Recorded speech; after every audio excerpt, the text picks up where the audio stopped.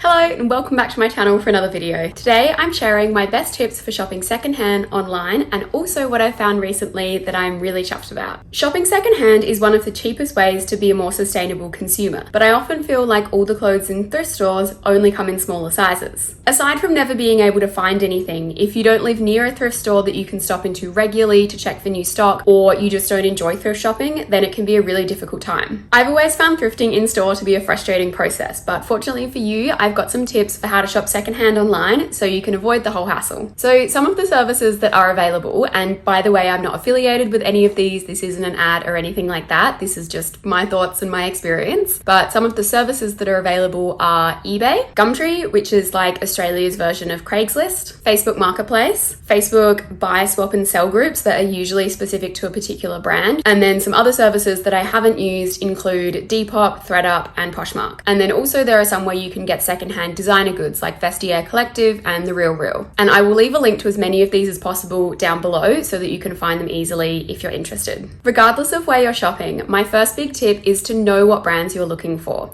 So think about what brands you have in your closet, what brands you wear a lot, what brands you really like, and which ones typically fit you well, and search for those ones first, because I think that's where you'll have the most luck. The reason I say this is because you probably already know what size you are in that brand. If you've tried on their clothes in store before, you'll have a better idea of how variable their sizing can be, and you'll be more likely to find pieces that fit you well and suit you. There are also certain brands where a lot of stock is available online, so those are always good. For example, I've bought a lot of Princess Highway brand skirts and dresses over the years from eBay and Facebook groups, mostly because that seems to be one of the brands that people like to trade or collect or sell online, and so there's just a lot of it going around. Secondly, let's talk about fit and size. If you're buying clothes online, you'll want to know what your own measurements are, and you'll probably need to get the tape measure out. So one like this, a flexible tape measure like you use for sewing, is perfect. The key measurements you'll want to know are your hip, waist and chest measurements, and then sometimes it can be useful to know the length as well. So if the seller hasn't listed what the measurements are next to the item, then you can always ask them, and I don't think I've ever had a situation where the seller hasn't been more than happy to measure the item for me. Knowing these measurements for the garment will help you to make sure that the item is actually going to fit you, and can also help you visualize how the item is going to look on your frame, because obviously it will look different on everyone, so how it looks on the seller might not be how it looks on your body, even if you do wear the same dress size. It's happened to me before where I wasn't concerned enough about the measurements of the clothing, and I didn't ask and they weren't listed,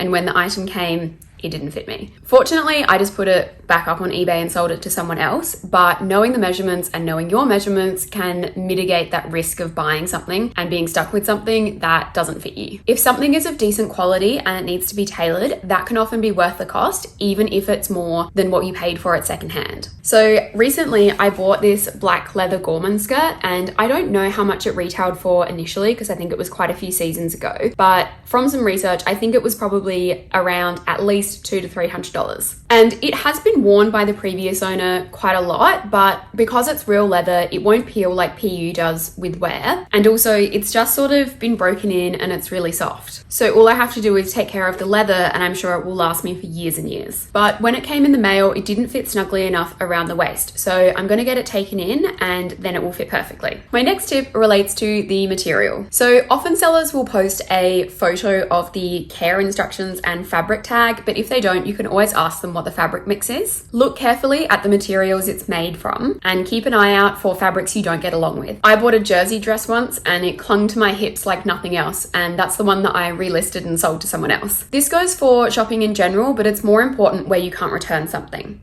Don't buy fabrics you don't like. So if you find wool itchy, look out for that. If there are some synthetic fabrics that you find suffocating, also look out for that.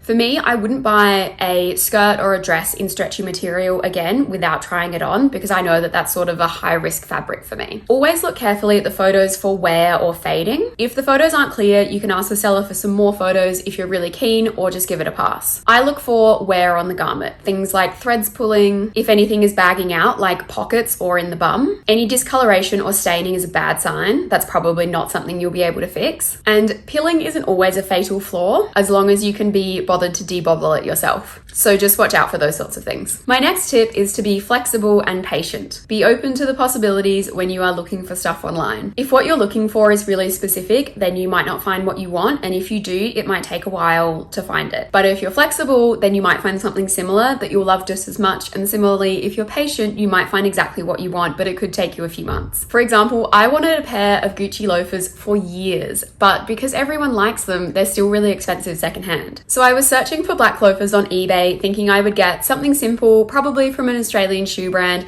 to tide me over until one day I'd take the plunge and get my Gucci loafers. But then I came across this pair of Max Mara loafers for $70. So I was searching for loafers on eBay, thinking I would get something simple, probably from an Australian shoe brand, to tide me over until one day I'd take the plunge and get my Gucci loafers. But then I came across this pair of Max Mara loafers in my size for $70. It was difficult to work out the cost of these shoes because they don't currently have them on the website, but from having a browse at some of their other shoes, I think they probably retail for about 80% of the cost of what the Gucci loafers are. So they're definitely not cheap at retail price, and they're a designer shoe. They're really well made. I think the seller had only worn them a few times because the wear on them was really minimal. And even at $70, the cost per wear for these is going to be really small because I've worn them pretty much every day since I've got them, and I can't see that slowing down. Also keep in mind that just like with regular thrift shopping, you're unlikely to find exactly what you're after the first time you have a look. But the benefit of doing it online is you can jump on as frequently or infrequently as you like to have a look and see if there's anything you're after. Most platforms will also let you like or watch items so you can check back to see if it's been sold or discounted or bid up. So it doesn't really take much time and you can just do it when you feel like it. And if you're really patient, you might find exactly what you're after for a great price. Next, I want to talk about what to buy online and what to give a miss. For example, occasion wear is a great one to buy secondhand because often women will spend up big on a beautiful dress for an important event, which is understandable, and then wear it once or twice before listing it for sale at a fraction of the original cost. And sometimes they've been dry cleaned already as well. Anything else that hasn't been worn too much is a good call. So I find that coats and jackets are often in really good condition, particularly in Australia because of our weather. You can also get more everyday stuff like jeans, blouses, skirts, and dresses, but you have to look more carefully at the photos for these for signs of wear and tear. Workwear is a funny one because I have found some really good stuff on eBay, but also you have to be mindful that workwear is worn like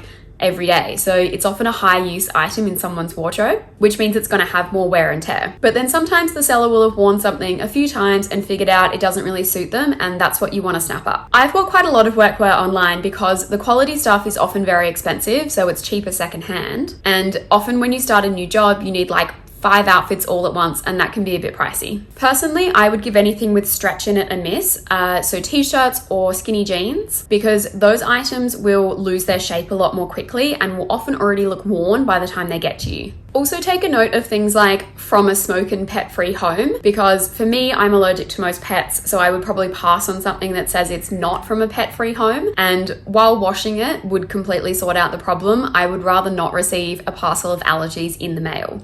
So if you're someone who is sensitive to smoke or pets or something like that, that's a good one to note as well. Okay, for the next tip, I'll explain a bit about how to go about searching for items for those of you who might not have done it before. For eBay or Facebook Marketplace, I would put in the brand name plus your size. So for example, Princess Highway 12, and then it will return all of the items that are Princess Highway brand in a size 12. It's not perfect because sellers don't always list their items correctly, but it works pretty well. You can also search for a specific item plus your size. So for example, black loafers 7 or trench coat 12. Of course, shoe sizes and dress sizes can be Australian, European, or US style sizing, so you might have to do a few different searches with a few different sizes before you get the results you want, but I still find it easier than flicking through the rails in a thrift shop. For eBay, and I suspect also Depop, ThreadUp, and Poshmark, you can use filters. I'll usually select Australia only because that usually reduces the postage cost and you don't have a problem with duties or customs. And then frequently, and particularly for eBay, I'll select secondhand only because some retailers will list their outlet stock on eBay as well,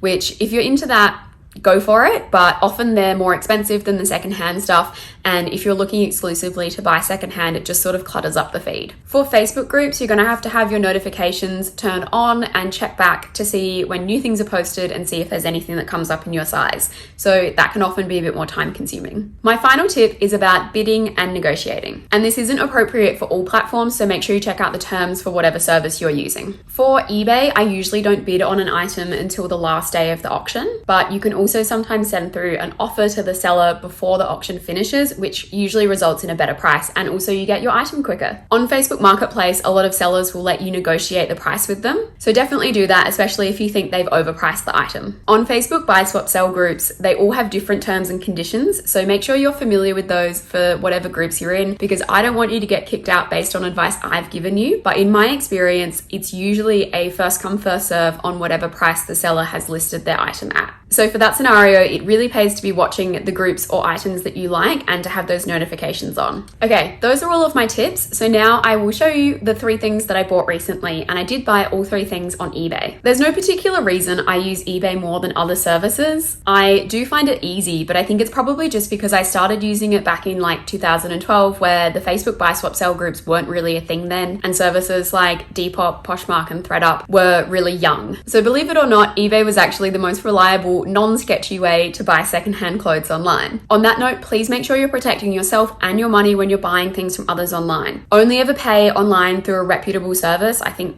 PayPal tends to be pretty broadly used. Don't ever give up your bank account or credit card details to someone else. And if you're worried about meeting up with someone in person to do an exchange, do it in a public place. Don't do it at your home address, and you can always take a friend with you. So yes, what did I buy? The first thing I got is this witchery trench coat. A trench coat is something I've had on my list of items to add to my wardrobe for years. It's a classic style, and I'm sure I'll get a ton of use out of it because in Sydney, our winters aren't very cold, so you don't need a thick coat, but the breeze can be quite chilly, so it's nice to have an outer layer. Basically, I imagine I'll get more than like 6 months use out of it in a year. I got this one for about $70, which was a little bit pricey, and I wasn't sure if it was worth it. So I checked the Witchery website, and it looks like they retail their trench coats for anywhere between $250 to $350. The seller also had the coat dry cleaned before she sent it to me, so that was really nice. If I followed my own advice to be patient, I probably could have got something similar for less, but you know what? I don't regret it. I really like this trench coat. It looks great and it's exactly what I wanted. And the cost per wear is getting smaller and smaller because I've worn it at least 10 times in the month that I've had it. The next item I got is the Gorman leather skirt that you saw before.